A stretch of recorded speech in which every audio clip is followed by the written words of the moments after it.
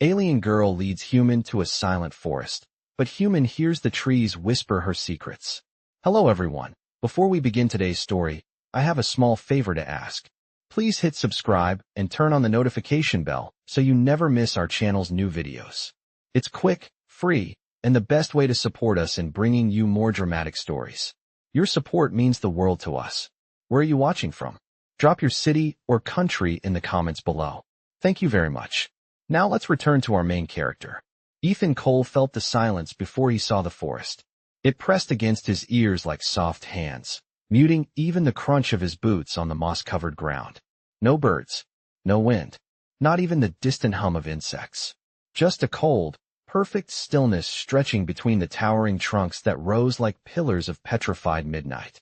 Beside him, Lyra Valen walked with the calm certainty of someone returning to a place she desperately wished to forget. Her skin shimmered with a pale blue glow that deepened toward violet whenever the filtered sunlight touched her cheek. Ethan kept pace behind her, watching the way her breath quickened every time a branch curved overhead, as if the very shape of the trees unsettled her. She didn't speak, and he didn't ask. He was here on assignment, nothing more. A simple survey of anomalous electromagnetic readings in this part of the frontier. But nothing about this place felt simple. The deeper they walked, the colder the air grew, even though the sun still hung bright above the canopy. Ethan rubbed his arms, wishing he had packed a heavier jacket, but Lyra didn't seem to notice the chill. She only paused now and then, placing her hand against a trunk, waiting for something he couldn't see. Ethan watched her cautiously. Is the forest supposed to be this quiet? He whispered. Lyra didn't look back. Quiet is safer. Safer wasn't a word Ethan liked hearing from an alien who moved with the grace of someone capable of bending metal with her bare hands. A faint breeze rose, brushing past his shoulders. But it wasn't a breeze. Not really. It carried no temperature, no movement. Just a whisper. Soft. Close. Almost like someone exhaling his name. Ethan stiffened. He glanced around, heart tapping a little faster. Lyra kept walking, but the glow along her spine pulsed as if she sensed his change in rhythm.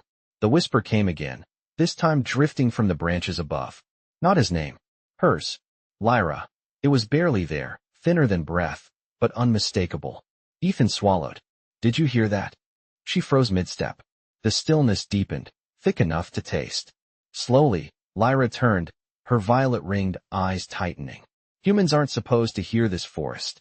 Her voice trembled, just once. Ethan didn't move, didn't speak. The whisper brushed his ear again with a gentle urgency, like the trees themselves were trying to confide in him. She's hurting, Ethan blinked. Lyra, the trees, they're saying something about you. For the first time since he'd met her, she looked genuinely afraid. Not of the forest, of him hearing it. She stepped closer, her glow dimming. Ethan, you must not listen. This place remembers things that were never meant to be spoken.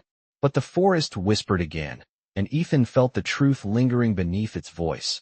A story she had buried so deeply it had roots. And now the trees wanted him to know. Ethan did not move at first. The whisper still clung to the air like a thin thread of breath, fading back into the branches above. Lyra's eyes held his for a moment that felt stretched, fragile, almost suspended between heartbeats. Then she turned away sharply and continued deeper into the forest, her steps quiet but tense, the glow along her shoulders dimming to a muted violet. Ethan followed, the silence closing around them again as if the trees were waiting. His boots pressed into the soft earth, each step releasing the faint scent of damp leaves and minerals. Even without wind, the branches shifted ever so slightly, as though acknowledging his presence. Lyra kept several paces ahead, her posture rigid, her hands curling briefly before she forced them to relax. The forest does not speak to humans, she said finally, her voice low. It barely speaks to my kind anymore. Ethan watched the back of her head, noticing how her hair, normally smooth as woven silk, now trembled with every step she took. Then why did I hear it? He asked. She hesitated, just for a breath. Then she said, I do not know. But Ethan could see she knew something. The forest narrowed into a corridor of pale trunks, their bark glossy and smooth like polished stone. Lyra moved her hand along one as she passed, not touching, only hovering her palm close enough for a faint glimmer of violet to pulse between skin and bark. The tree responded with a soft shimmer that rippled upward like a sigh. Ethan watched her more closely. Each time she neared a tree, its surface brightened in a subtle, almost affectionate glow, as if recognizing her, as if remembering her. Ethan cleared his throat. Lyra, what did the forest mean when it whispered you were hurting? She paused mid-step. Her shoulders rose with a silent inhale, then lowered slowly. Do not listen to old voices, she said. They cling to the past. They cling to things that should remain buried. Ethan stepped closer, careful to keep his voice gentle. Sometimes the past needs air. Otherwise it never leaves. She faced him then, the faint luminescence in her skin flickering like a candle pulled into a draft. Her expression softened, but only for a second. Ethan, your species has ears for storms and engines, not for living memory. The forest speaks in grief. It does not always tell the truth. But he heard it again. A faint brush of breath along the edge of his hearing, nearly swallowed by the stillness. Not a word this time. An emotion. Loneliness. Lyra flinched as if it touched her too, though Ethan doubted she could hear what he did. This place knows you, he said quietly. She opened her mouth to respond, but stopped. The path ahead widened into a clearing where the ground was carpeted in soft blue moss that glowed faintly under their feet. The trees formed a ring around it, branches intertwined overhead like an archway carved from living wood. Lyra stepped into the center, her glow intensifying in response to the moss, casting soft patterns of violet across the clearing. Ethan followed, but the moment his foot touched the moss, the forest whispered again, this time clearer, as though proximity unlocked something. She left, Ethan shivered. Lyra stood absolutely still, shoulders tight, eyes fixed on the ground. She knew what he heard, and she feared it. Ethan softened his voice. Lyra, what did you leave behind? Her breath quivered, and the trees answered before she could.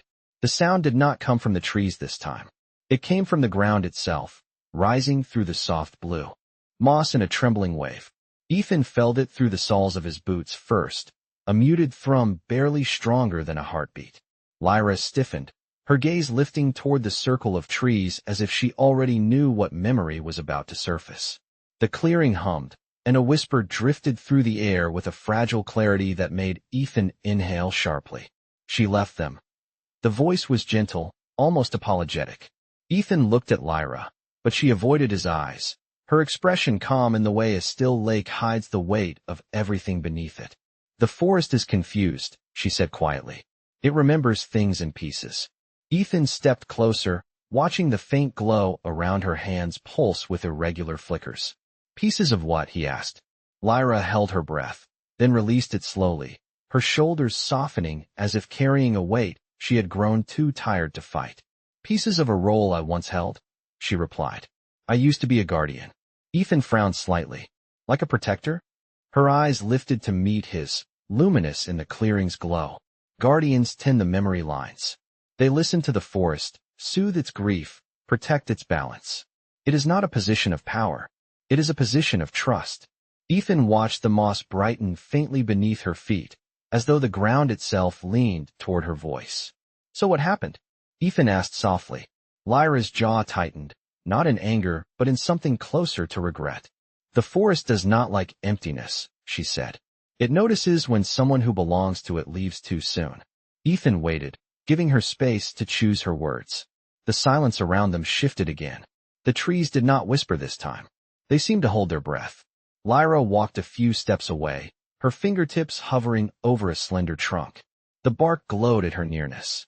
I left during a season of storms, she said quietly. The forest was unstable. The memory lines were tangled. Guardians are not supposed to leave during that time. Ethan sensed more, tucked behind her careful tone. Why did you leave? He asked, not pushing, only inviting. She closed her eyes for a moment, letting the faint warmth of the glowing bark brush against her skin. I thought I could return, she said. I thought I had time. A soft tremor ran through the clearing, a ripple of cool air brushing against Ethan's arms. It did not feel like wind. It felt like an echo of emotion the forest had not released.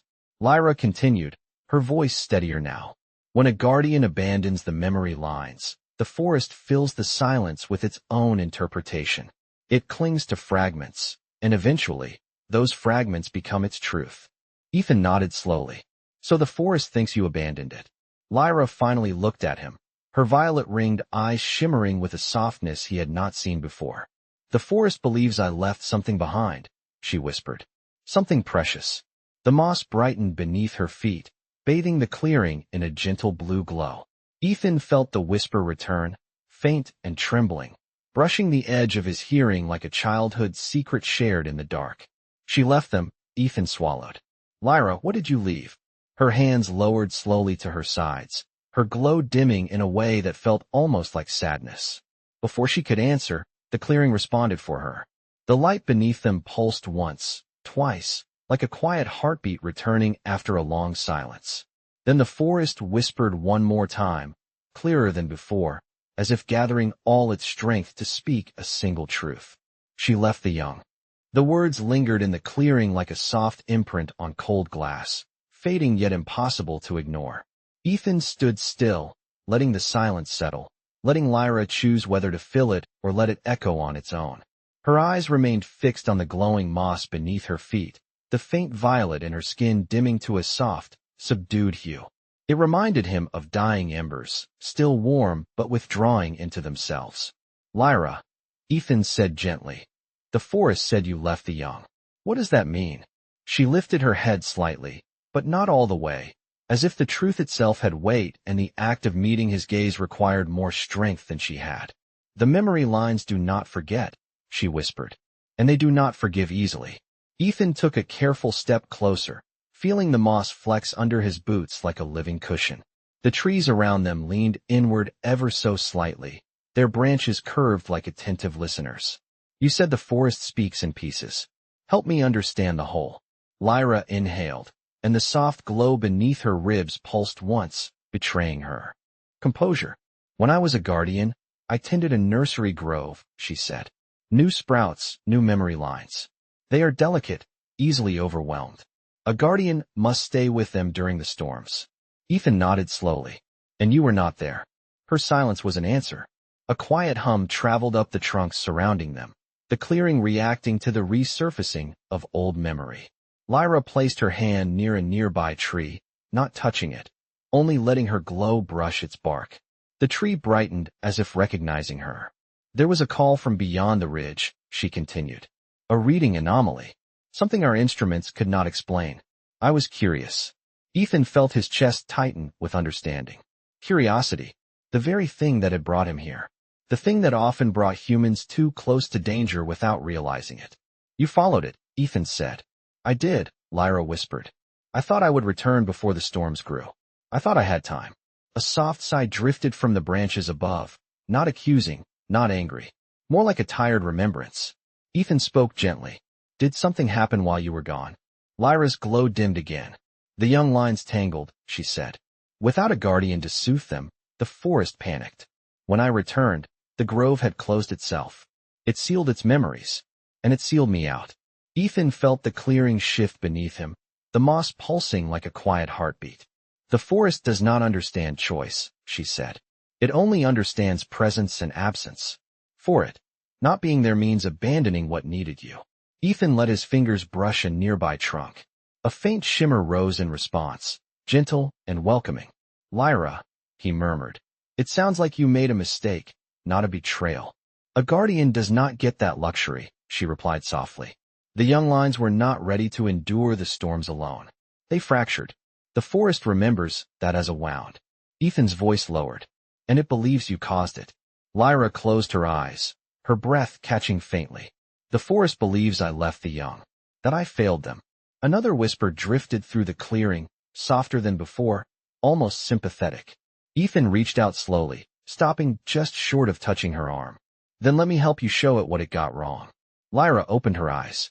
For the first time, the glow within them flickered with something new. Not fear, not regret, hope. Lyra did not answer immediately. Her glow shifted in slow, uncertain pulses, as if her body was echoing the rhythm of her thoughts. Around them, the ring of trees relaxed their subtle lean, their branches loosening into a softer curve, as though the entire clearing was listening with cautious curiosity. Ethan waited, hands at his sides, letting the quiet settle without pressing her. When she finally spoke, her voice carried a fragile steadiness, like someone stepping onto thin ice. "The forest does not accept words," she said. "Only presence. Only intention." Ethan nodded. "Then we show it both." She looked at him with a mixture of disbelief and something warmer, something halfway between gratitude and fear. "You are human," she said softly, as if the fact was both an explanation and a warning. "Your kind does not hear forests." Ethan smiled faintly. "Apparently I do." A faint shimmer rippled through the moss beneath them, not bright, just enough to catch his eye. Lyra noticed it too. "It is responding to you," she whispered. "It should not be able to." Ethan knelt and placed his palm close to the glowing surface, not touching, only letting the warmth radiate over his skin. The moss brightened by a tiny margin, as if acknowledging him. "Maybe it hears something in me," he said. Lyra stepped closer, her glow brushing against the moss near his hand. The two lights mingled, blue and soft white, merging into a gentle hue that pulsed once before fading.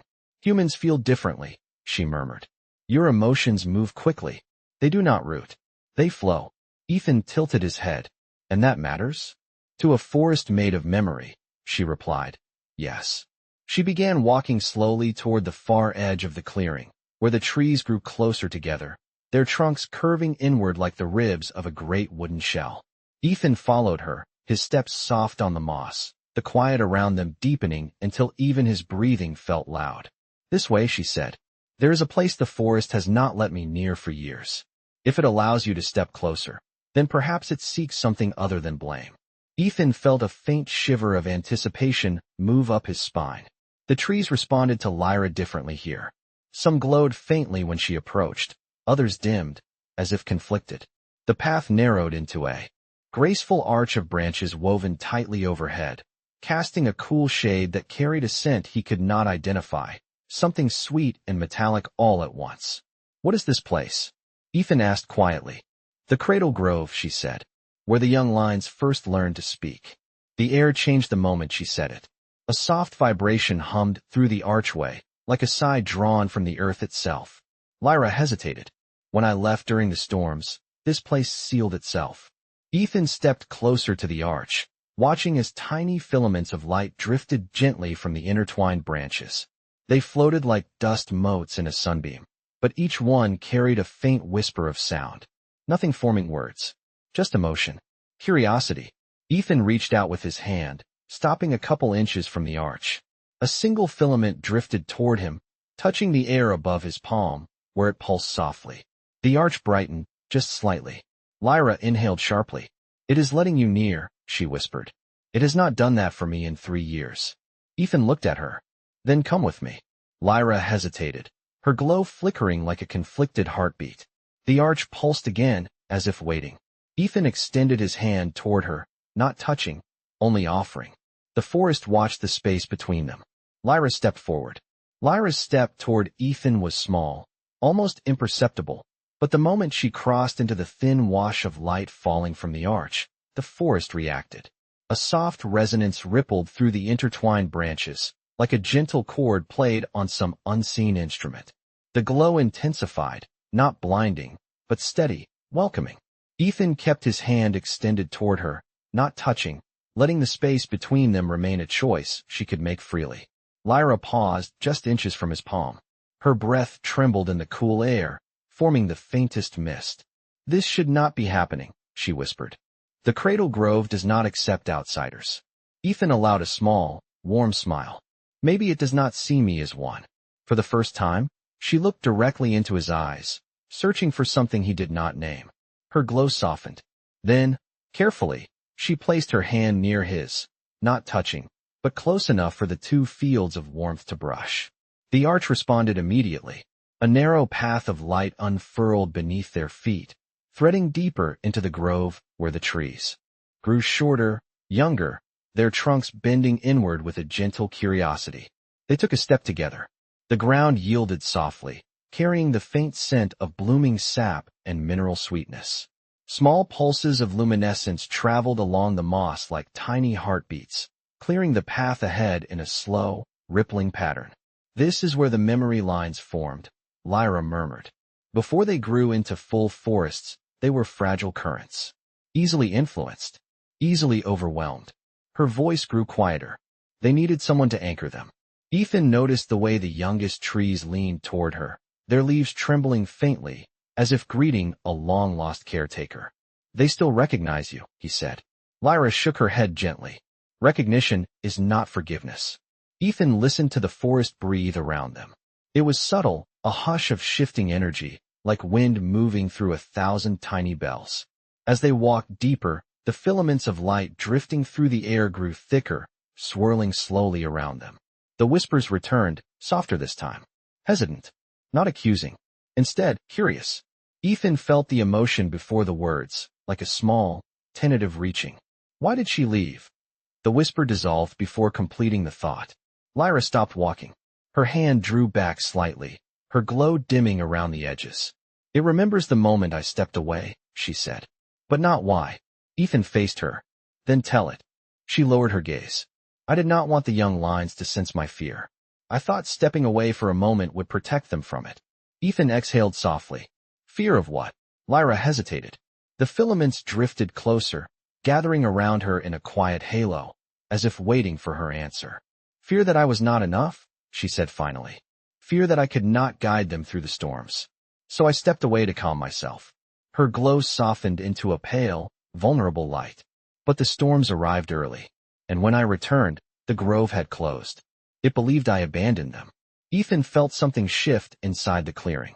Not in sound, not in movement, but in atmosphere. As if the forest was absorbing her words, weighing them. "Lyra," Ethan said gently, "you did not leave them. You left your fear." She blinked, surprised by the clarity of his words. "The forest saw absence," he continued.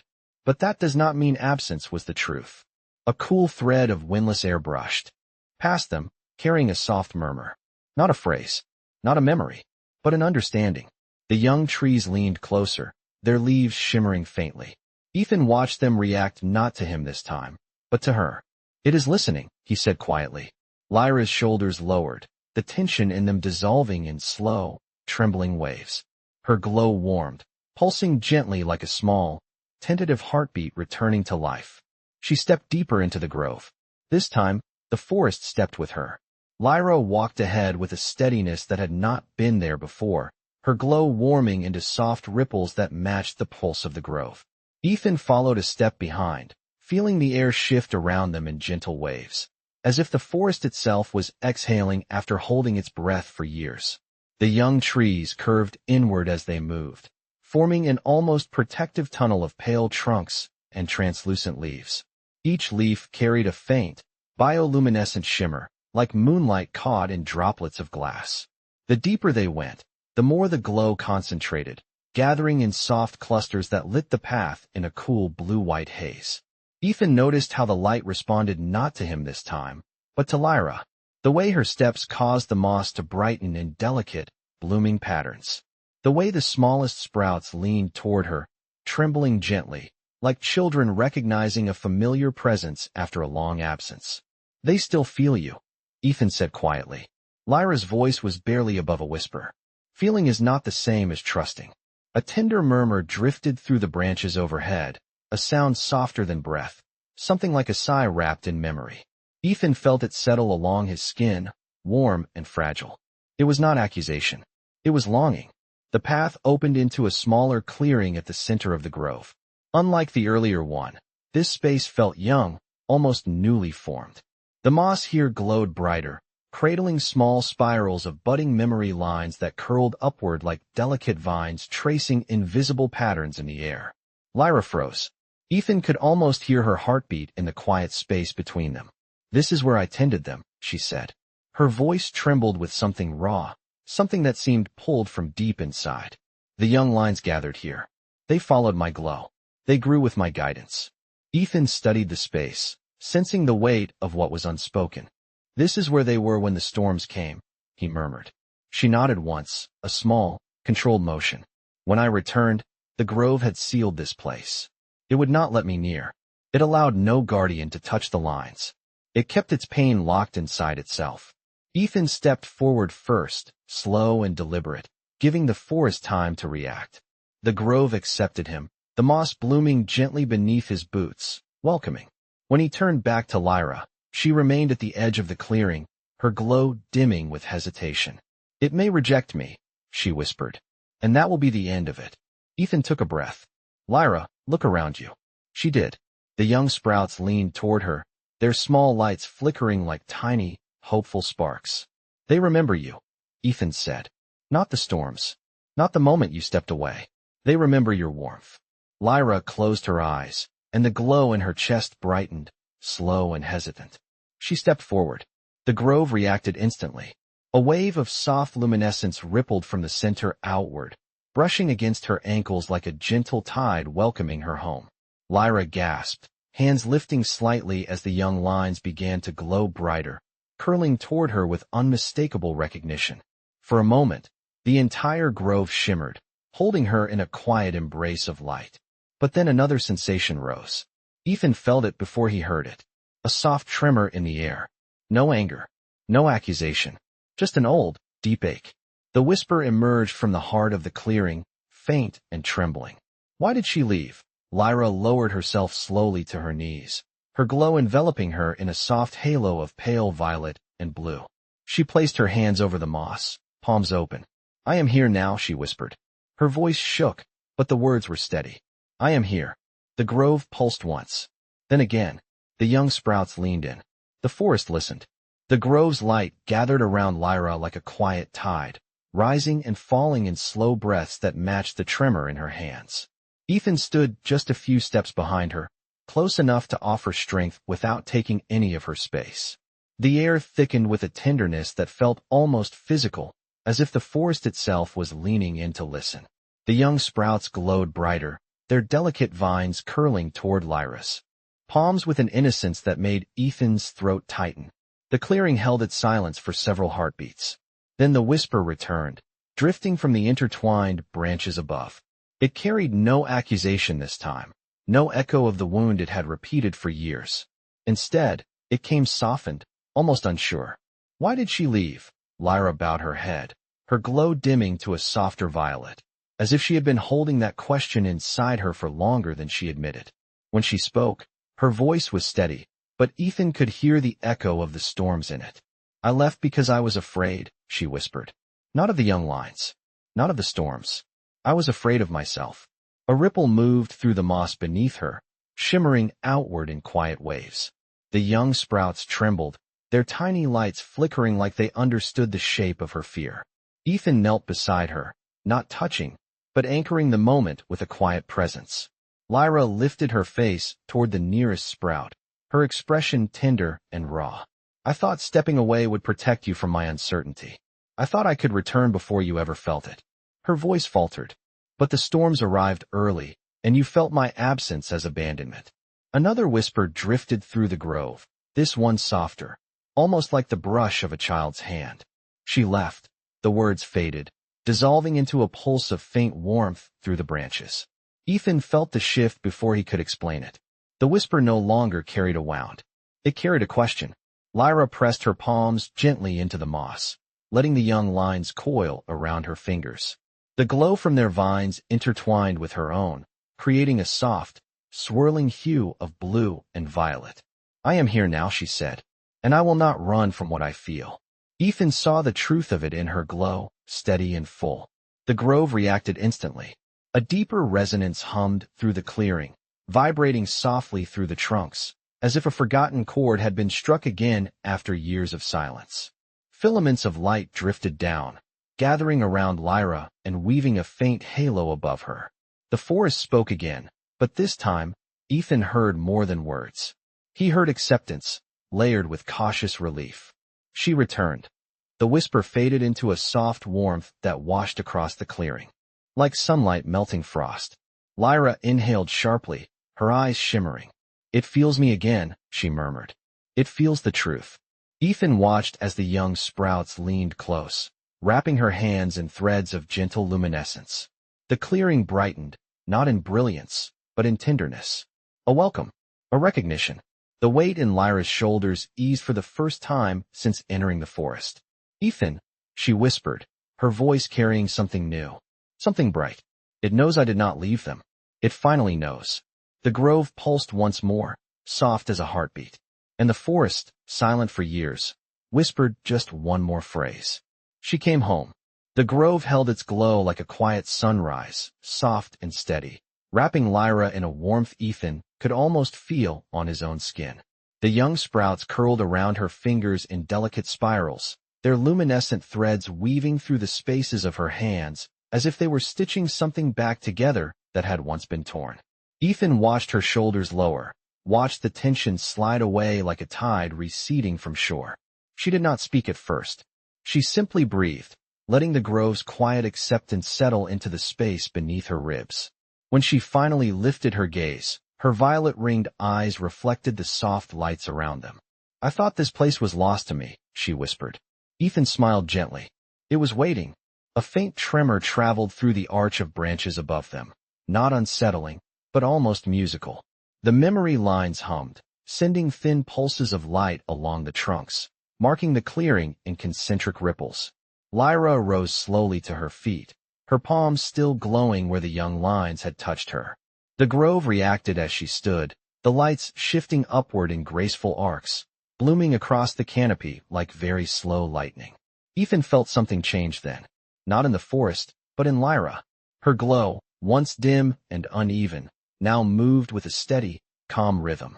She looked stronger, lighter, present in a way she had not allowed herself to be since the moment they stepped under the first canopy of silent branches.